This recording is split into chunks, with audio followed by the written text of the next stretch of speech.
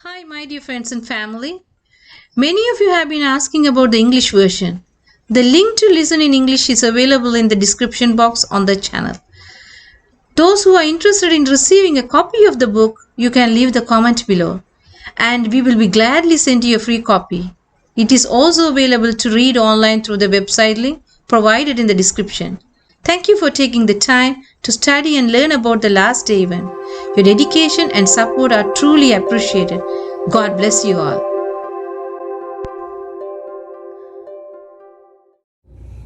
அத்தியாயம் 8. பட்டணங்கள். ஆதியிலே பட்டணங்களை உருவாக்கியவர்கள். தேவனுடைய சாபத்தை பெற்றுக்கொண்ட காயின் தன் தகப்பனது குடும்பத்தை விட்டு வெளியேறினான். நிலத்தை உழுது பயிரிடும் ஒரு விவசாயியாக அவன் தனது முதலாவது வாழ்க்கை தொழிலை தெரிந்து கொண்டான். ஆனால் இப்போது அவன் ஒரு பட்டணத்தை உருவாக்கி அதற்கு தனது மூத்த குமாரனின் பெயரை வைத்தான். ஆதியாகமம் 4 அதிகாரம் 17 மீண்டுமாக புதுப்பிக்கப்பட்ட ஏதேனின் வாக்கு தத்தத்தை தூர எறிந்துவிட்டு பாவத்தின் சாபத்திற்கு கீழாக தனது உடைமைகளை நாடவும் பூமியிலுள்ள இன்பத்தை அனுபவிக்கவும் கர்த்தரின் சமூகத்தை விட்டு அவன் வெளியேறினான். இவ்வாறாக அவன் இந்த உலகத்தின் தேவனை தொழுது கொண்டிருக்கும் மனிதர்களின் பெரிய கூட்டத்திற்கு தலைவனாக நின்று கொண்டிருக்கின்றான். கொஞ்ச காலத்திற்கு நோவாவின் சந்ததியினர் பேலை தங்கின இடத்திலுள்ள மலைகளின் மத்தியில் தொடர்ந்து வசித்து கொண்டிருந்தனர். அவர்களது எண்ணிக்கை பெருகிய போது மருள விழுகை விரைவில் பிரிவினைக்கு வழி நடத்தியது. தங்களை தடை செய்கின்ற தேவனுடைய பிரமாணத்தை உதறித் தள்ளவும் தங்களது சிருஷ்டிகரை மறக்கவும் விருப்பம் கொண்டிருந்தோருக்கு தேவனுக்கு பயந்து தங்களோடு சேர்ந்து பழகிய தங்களது தோழர்களின் முன்மாதிரியும் போதனையும் ஒரு தொடர்ச்சியான எரிச்சல் மூட்டுதலாயிருந்தது. எனவே ஒரு காலத்திற்கு பிற்பாடு தேவனை தொழுது கொள்கிறவர்களிடமிருந்து தங்களை பிரித்து கொள்ள அவர்கள் தீர்மானித்தார்கள். இப்படியாக ஐப்பிராத்து நதியின் கரைகளிலே இருந்த சினேயாரின் சமவெளிக்கு அவர்கள் பிரயாணம் பண்ணினார்கள். இந்த இடத்திலே ஒரு பட்டணத்தையும் அதிலே உலக அதிசயம் என்ற சொல்லத்தகும் வியக்கத்தக்க உயரமான ஒரு கோபுரத்தையும் கட்ட தீர்மானித்தார்கள். தீமையின் பிறப்பிடங்களான பட்டணங்கள். இன்பமளிக்கின்ற பொழுதுபோக்கு மற்றும் கேளிக்கை மையங்கள் பட்டணங்களில் உள்ளன. தங்களது பிள்ளைக்கு அதிக லாபகரமான சந்தர்ப்பங்களை அளிப்பதாக நினைத்து கொண்டு அவர்களுக்காக பட்டணத்தில் உள்ள ஒரு இல்லத்தை தெரிந்து கொள்ளும் அநேக பெற்றோர்கள் ஏமாற்றத்தை சந்தித்து மிகவும் தாமதமாக தங்களது பயங்கரமான தவறுக்காக மனம் வருந்துவார்கள். இன்றைய பட்டணங்கள் விரைவாக சோதோம் கொமோராவை போல மாறிக்கொண்டிருக்கின்றன. ஏராளமான விடுமுறை நாட்கள் மக்களை சோம்பலுக்கு ஊக்கமூட்டுகின்றன.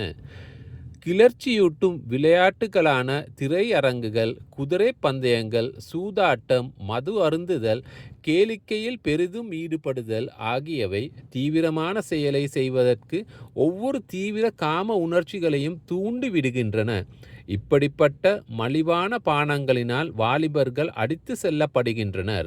பட்டணங்கள் குழப்பங்களாலும் கொடுமைகளாலும் குற்றங்களாலும் நிறைந்திருக்கும் என்றும் உலக வரலாற்றில் முடிவு மட்டும் இவைகள் அதிகரிக்கும் என்றும் வெளிச்சம் எனக்கு கொடுக்கப்பட்டது.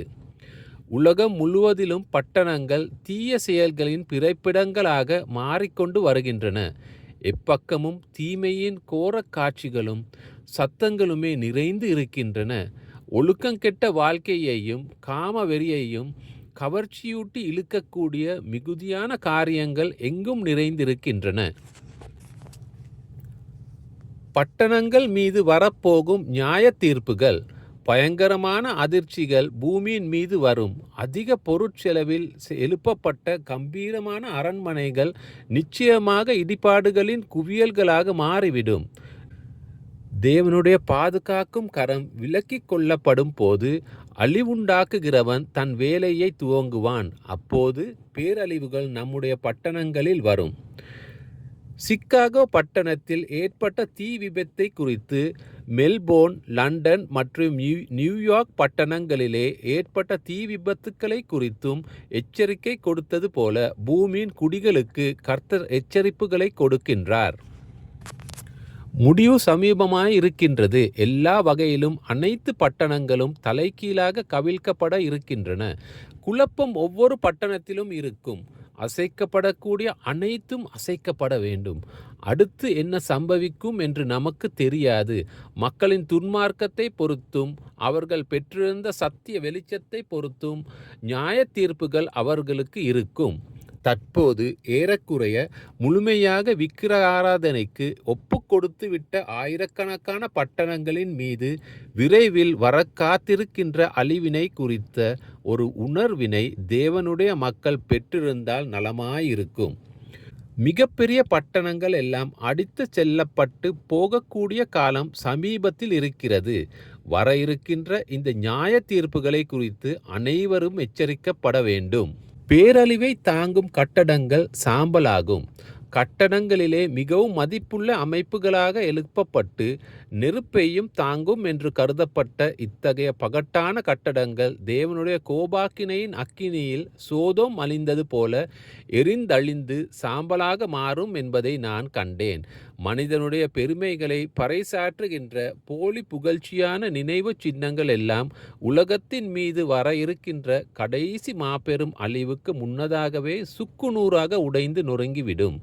ஜலப்பிரளயத்திற்கு முன்னான உலகத்தின் பட்டணங்களைப் போலவும் சோதம் கொமோராவைப் போலவும் மாறியிருக்கின்ற துன்மார்க்க பட்டணங்களிலிருந்து தேவன் தமது ஆவியை பின்னுக்கிழித்து கொண்டிருக்கிறார். உரிமையாளர்கள் மன்னிப்பின் எல்லைகளை கடந்து விட்டதை கர்த்தர் காணும் போது விலையுயர்ந்த மாளிகைகளும் கட்டட கலைத்துறையின் அதிசயங்களும் ஒரு கணப்பொழுது பார்வைக்குள்ளாகவே அழிக்கப்பட்டுவிடும். நெருப்பையும் தாங்கும் என கருதப்பட்ட மாபெரும் கட்டடங்கள் அக்கினியால் அழிவது பூமியின் கட்டிட அமைப்பு யாவும் ஒரு குறுகிய நேரத்தில் எப்படி தரைமட்டமாக போகிறது என்பதற்கு ஒரு உதாரணமாக இருக்கின்றது. கோடிக்கணக்கான பணத்தை செலவு செய்து விலையுயர்ந்த கட்டடங்களை மனிதர்கள் தொடர்ந்து எழுப்பிக் கொண்டே இருப்பார்கள். எவைகளை கொண்டு கட்டடங்கள் கட்டப்பட்டுள்ளன என்று அவர்களது கட்டடக்கலை அழகிற்கும் உறுதிக்கும் திடத்தன்மைக்கும் விசேஷ கவனம் கொடுக்கப்படும். ஆயினும் இப்படிப்பட்ட கட்டடங்கள் அசாதாரணமான உறுதியும் விலையுயர்ந்த பகட்டான தோற்றமும் கொண்டிருந்தாலும் எருசலேம் ஆலயத்தின் அழிவில் இவைகளும் பங்கடையும் என்று கர்த்தர் எனக்கு அறிவுறுத்தினார். நியூயார்க் பட்டணம் இரக்கமில்லாமல் தேவன் தமது கோபத்தை நிறைவேற்றுவதில்லை. அவரது கரம் இன்னமும் நீட்டப்பட்டிருக்கின்றது. மாபெரும் நியூயார்க் பட்டணத்திற்கு தேவனுடைய தூது கொடுக்கப்பட வேண்டும். மாபெரும் இறுதி நாளுக்கு எதிராக மக்கள் சேர்த்து குவித்து வைத்திருக்கின்ற சொத்துக்களை தேவன் தமது கரத்தின் தொடுதலினால் எப்படி அழித்துவிட முடியும் என்ற காரியம் மக்களுக்கு காட்டப்பட வேண்டும். நியூயார்க் பட்டணத்தின் மீது என்ன வரவிருக்கின்றது என்பதை குறித்து குறிப்பிட்ட வெளிச்சம் என்னிடம் கிடையாது. ஆயினும் ஒரு நாள் இந்த மிக பெரும் கட்டடங்கள் தேவனுடைய வல்லமையினால் கவிழ்க்கப்பட்டு வீழ்த்தப்பட்டு அழிக்கப்படும் என்பதை மாத்திரம் நான் அறிந்திருக்கிறேன். மரணம் எல்லா இடங்களிலும் உண்டாகும். அதனால்தான் பட்டணங்கள் எச்சரிக்கப்பட வேண்டும் என்று நான் மிகவும் கவலைப்படுகின்றேன்.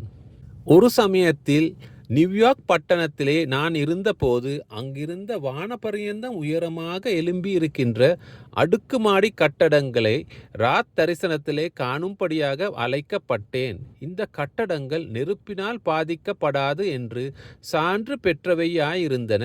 மேலும் இவைகள் இந்த கட்டடங்களினுடைய கட்டிடக் கலைஞர்கள் மற்றும் உரிமையாளர்களை மகிமைப்படுத்துவதற்காய் எழுப்பப்பட்டிருந்தன.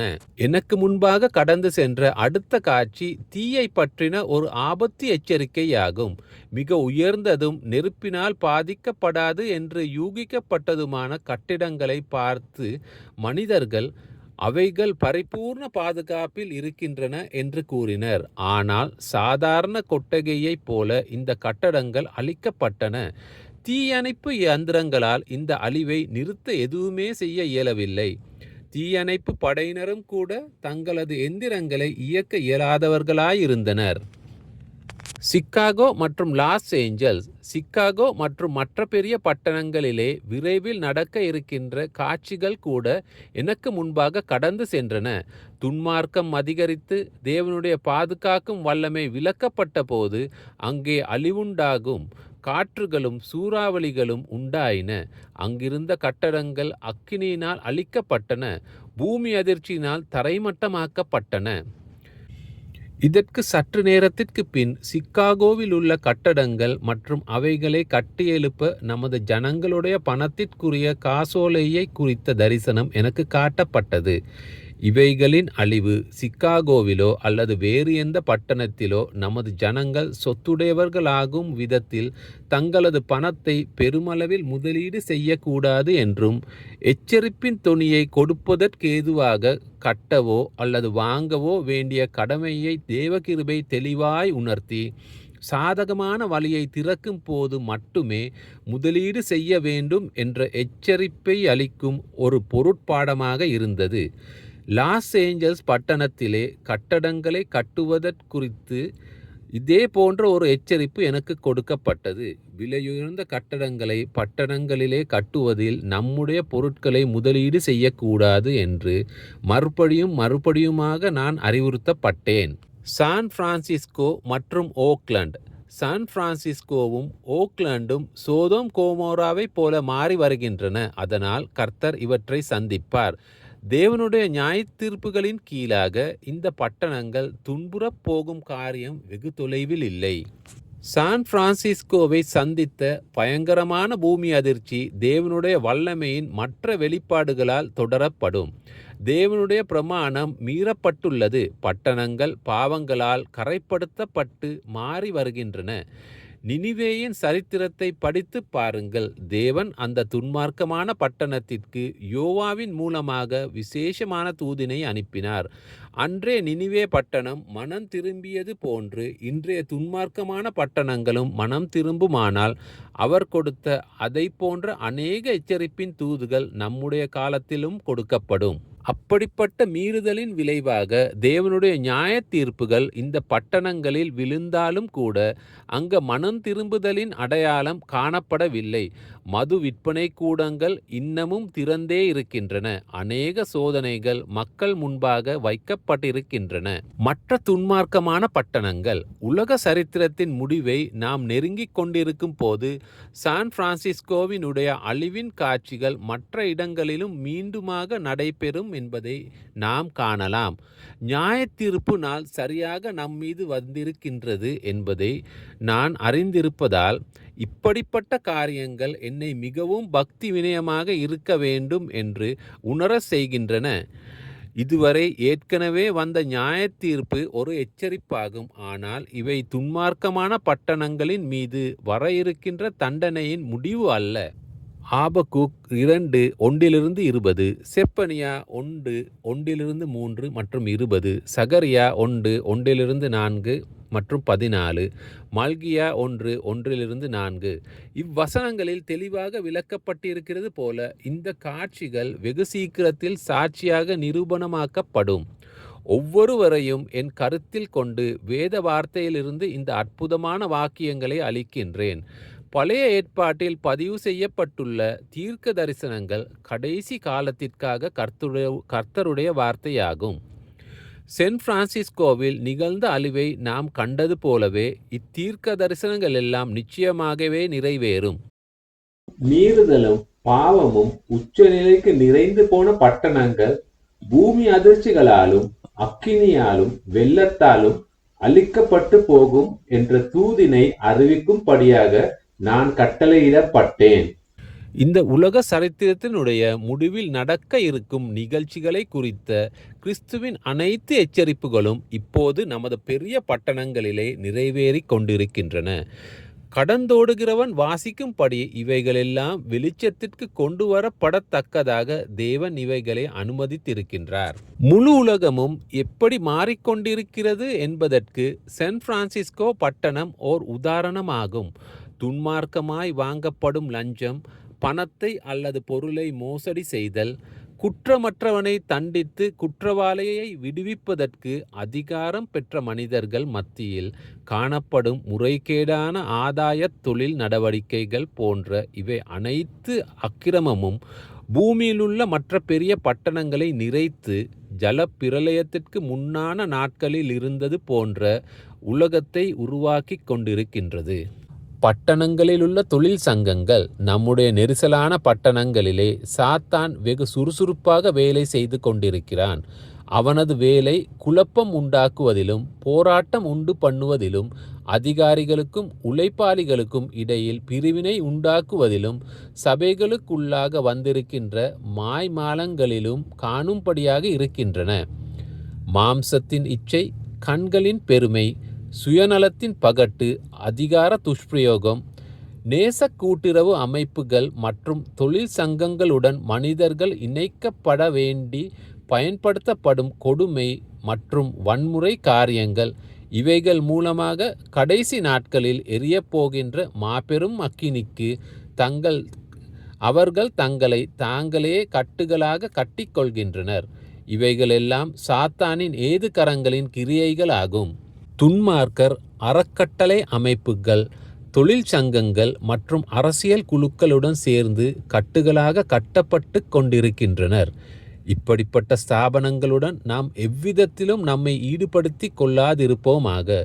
தேவனே நமது அதிபதி, நமது அதிகாரி. உலகத்தை விட்டு வெளியே வந்து பிரிந்திருக்கும்படியாக நம்மை அவர் அழைத்திருக்கின்றார். நீங்கள் அவர்கள் நடுவிலிருந்து புறப்பட்டு பிரிந்து போய் அசுத்தமானதை தொடாதிருங்கள் என்று கர்த்தர் சொல்லுகிறார்.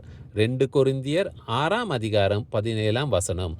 நாம் இதை செய்ய மறுப்போமானால், உலகத்துடனேயே தொடர்ந்து நம்மை இணைத்து கொண்டிருப்போமானால், உலகம் பார்க்கும்படி நாமும் எல்லா காரியத்தையும் பார்த்து கொண்டிருப்போமானால், நாமும் உலகத்தாரை போல மாறிவிடுவோம்.